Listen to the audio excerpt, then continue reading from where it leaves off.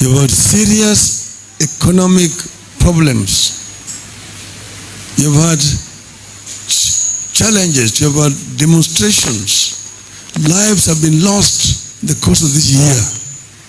Innocent lives.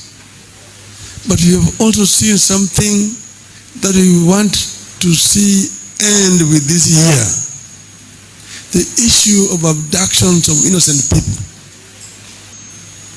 And it is something that is very strange. You cannot live in a country where people disappear or people are abducted for no other reason and kept incommunicado for a long time. That shows that there is no government.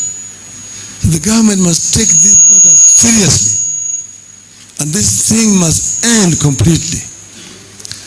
People have been abducted. Families have been left in pain. Many parents have been crying. Our child was abducted the other day, and by some people who were uniformed, and we have never seen this child up to now. These kind of things are very strange.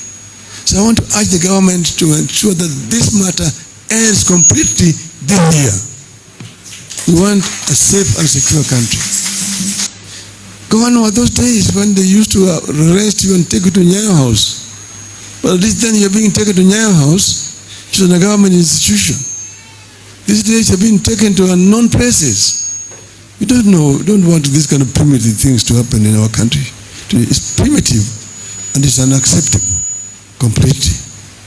So with those many remarks, I want to wish each and every Kenyan families all the best, Merry Christmas and Happy New Year 2025.